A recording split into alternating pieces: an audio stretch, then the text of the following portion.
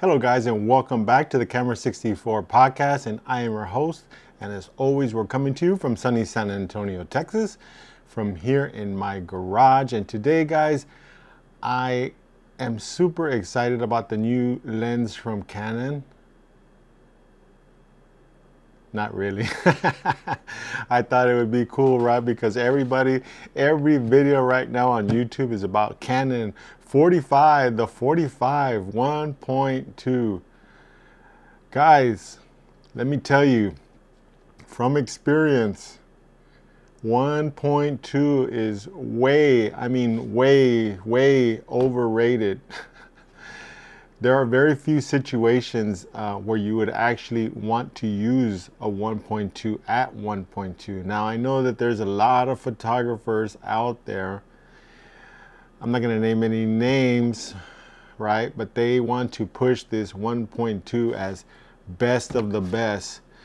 But I'm here to tell you guys, in many situations, you do not want to shoot at everything at 1.2. If you're at a wedding shooting at 1.2, right, it's okay for a couple of shots, you know, here and there, maybe set up shots. But trust me, if you are using face detect, and I don't care how good the camera is, okay, I don't know what the R6 Mark II focusing system, how good it is compared, the 3 compared to the R6 Mark II, but guess what, I still miss focus occasionally with the R6 Mark II. Especially in crowded areas, something like a church, coming down the aisle and everybody has their face turned looking at the bride and groom. The camera will sometimes focus on other faces. Okay, so if you are shooting at 1.2, you're just going to completely miss in those situations. Now I know it does a good job, a whole lot better job than some of my older DSLRs, but the fact is that it still misses on occasion. And I promise you, the new R6 Mark III shooting this new 45 1.2, you're gonna miss some shots. You just are, period. So why in the world would you want to shoot everything at 1.2? It doesn't make sense to me personally, and that is why I shoot the f4. And a lot of professionals still shoot many things at f4. Now, how do we get bokeh in our shots? It's very simple. We move in closer and we zoom our lens out to 105. So 105 f4, and if I step into a subject, right, and move them off of the background, you're gonna get some pretty nice out of focus areas. Not enough to like blow the whole background out, because sometimes you want to see what's back there, and other times if you miss focus to the nose, you want their eye to still be in focus. But if their nose is focused at 1.2, then guess what, their eye is not going to be in focus, so you missed the shot. Now, it may not seem like a big deal, but trust me, it never fails, guys. I speak from experience. You could take 10 pictures of the exact same thing, and the one that's out of focus, that is 100% of the time going to be the one that they choose, that they want you to blow up and hang it over their chimney at their house, or at over their sofa in their living room. That's the one. They're going to pick the one that's out of focus. It's like the catch-22 of photography. Just when you think it cannot possibly happen, that is exactly what is going to happen. I never shoot at 1.2. The only time I shoot at 1.2 is if it's one person in the scene, and two, they're not moving around. Portrait sessions, that's it. That's the only time I shoot 1.4, 1.2.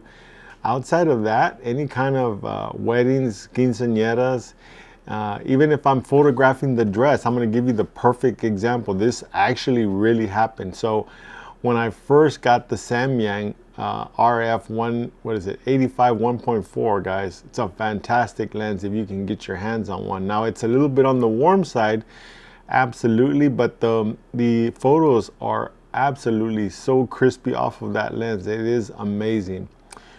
So what I'm going to is, I just got the lens, right? This was my first session out, And I fell into the trap, right? I fell into the 1.4 trap, just like everybody else. I'm gonna shoot this lens at 1.4 the entire time. And it was a disaster, guys. And I'm gonna tell you why. Because a quince dress comes out sometimes as much as a foot or even 2 feet away at the bell portion of the dress. So if her face is right here, right, the bell portion can come out way out over here. And you see how great this distance is right here? So if I'm shooting at 1.4, let's imagine that this is where I want to focus. The actual focus area of that 1.4 is only like right here. So her face will be in focus, absolutely. But we have a dress that we're trying to showcase there, right? Sometimes parents will spend upwards of $2,000-3,000, if not more, for a quince dress or even a wedding dress. And a lot of times there's full sequence detail from the waist of that dress all the way down to the bottom. And since they paid $5,000-6,000 for a dress, guess what? They want to see the detail in that dress. They want to see it because they paid all that money for it. And so in this session, me like a dumb butt sometimes, I don't know what's the proper word, dumbass. I don't want to say that because I don't want to cuss on this channel, but me as a dumb, right, went out there and shot the whole session at 1.4, and everything looked amazing on the back of the camera. But when I got it back and I set it into my computer and I said, oh my gosh, I royally messed up that session. I mean, it was a mess. Like, I was ashamed to actually edit that and send it out to them. But I didn't have a choice. We were at the Botanical Gardens. And luckily, the Botanical Gardens now is a lot cheaper to shoot at. But at the time, they were charging $250 to go in and have a session done, aside from what I was charging them.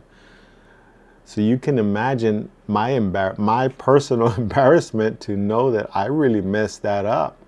And if I had to go redo that session again, it was going to cost me $250 to redo that session first off.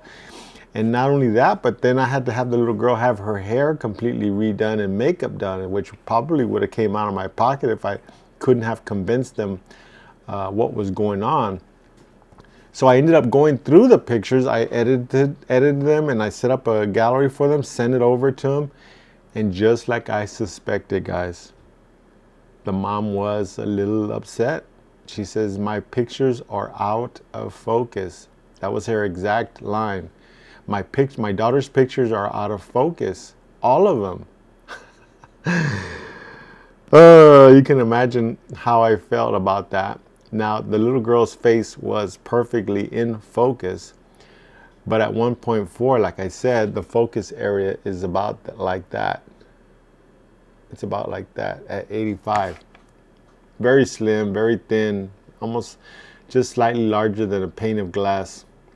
So even though her face was in focus, and maybe some of the dress at the front of her dress may have been in focus, the bottom, the bell, her shoes, her bouquet, none of it was in focus. And I had to tell her the truth. I said, you know what? I really royally messed this up. I just messed it up. I'm sorry. I shot the whole thing at 1.4. I had to literally explain everything about focal length and depth of field, and I had to go through the whole 9 yards with this client. But in the end, she realized that I could not fix it, and she wasn't up for having, even though I did offer to redo everything, she wasn't up to having to go through all that, because, you know, doing a session, especially something in a quince dress in San Antonio, it's a hassle, because we got to find a makeup person, we have to find a cool day, a day that's not raining in the summertime here, and a day that's not blazing hot. You know, nobody wants to be in a quince dress in San Antonio in July. And if you're from San Antonio or have ever been to visit San Antonio, you know how hot it can get. It can be 105, 110 degrees outside. And then put you in a quince dress, you know, oh my Lord, can you imagine the poor girl? But anyway, luckily the lady was, you know, I was able to convince her. She was convinced. And she ended up picking one.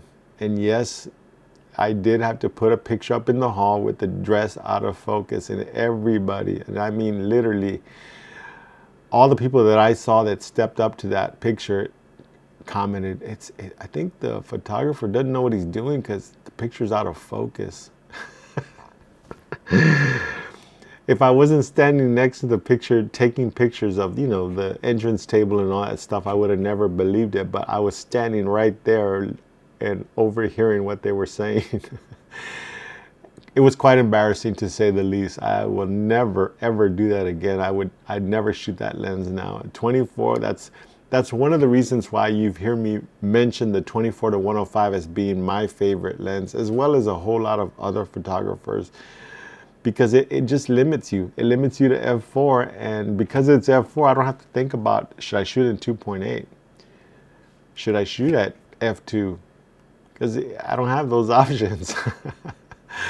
So that's why I always tell people, as a new photographer, get this lens, get the 24. I mean, I love the 24 to 105 so much that I actually have 4 copies, 2 for my RF, and I have 2 for my RF, because I have 2 cameras, and I ordered both of them with the 24 to 105 f4 on the camera. I'm sorry.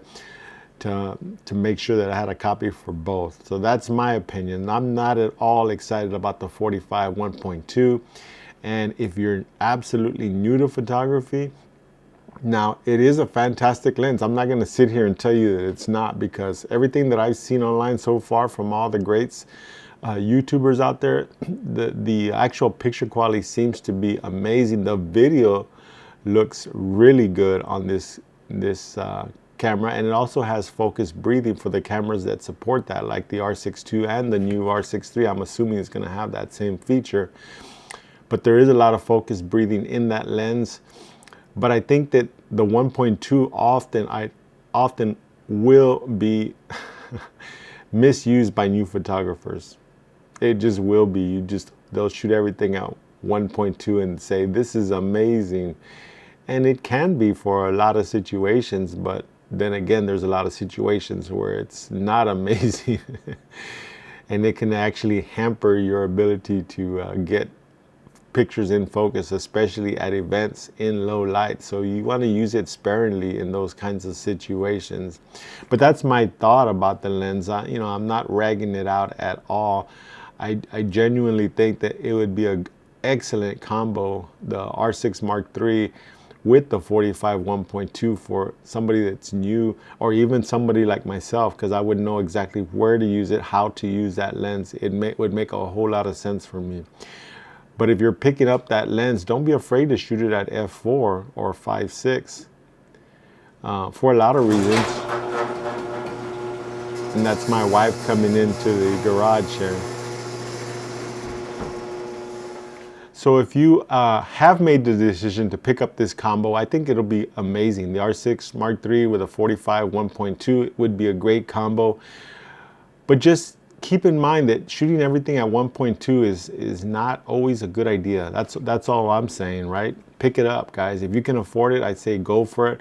Although I will let people know, if you're absolutely new, it's a lot of money to spend, because the market for photography right now is just not that great. I'll be honest with you. I've been a photographer for 20 years and I have never seen it this slow for myself. And I mean, the past year and a half really has been in the toilet. I mean, nobody's having these huge events, which even companies that have events. We're in San Antonio. We have convention centers everywhere, and there's all kinds of conventions that come to San Antonio. And a lot of those have canceled. I mean, just outright canceled, and the ones who are still continuing to visit our city just are not requesting anything extra. Like, they just want to get the conference in here, get the people together. They're not even concerned about shooting video or having pictures taken at their conferences. So it's just not a good deal all the way around. So if you're really interested, I would definitely say go to eBay, grab you a DSLR, grab you some old EF glass, save yourself some money and still get some great pictures. I'll be quite honest, I shoot a lot of older cameras myself. I mean, I keep my 20D around here. It's right here. I take it out and shoot stuff all the time with it. A 20D, you know, 8 megapixels, and on eBay for about $25. You can't go wrong, guys. You just really can't go wrong. But that's been my video for today. I just wanted to comment on the Canon 45 1.2 because it is a big topic, definitely a big topic out there. Just watch some more videos. People that actually have access to the camera and the video, because the video features on it are amazing. I do like the way they look. I'll be quite honest. I do have a 35 1.2, which I do love from Sigma. So I do like the video quality. But that's my video for today, guys. I hope you are enjoying this conversation that we've been having here. I'm trying to get this to spread out. It may work, it may not work, but either way, I will continue to make these videos just because I really enjoyed talking to you guys. And for anybody who's interested in hearing me, I want to invite you to subscribe. If you're liking my video, give us a thumbs up. And if not, give us a thumbs down and let me know why, so I can maybe try and figure it out. Maybe make these videos a little bit more interesting for you and make it something that you want to come and watch. But until next time, guys, take care, get out, shoot. It's Saturday. We're still 2 weeks away from Thanksgiving, so get out and shoot some stuff, guys. Till then, take care. Have a great day. Bye-bye.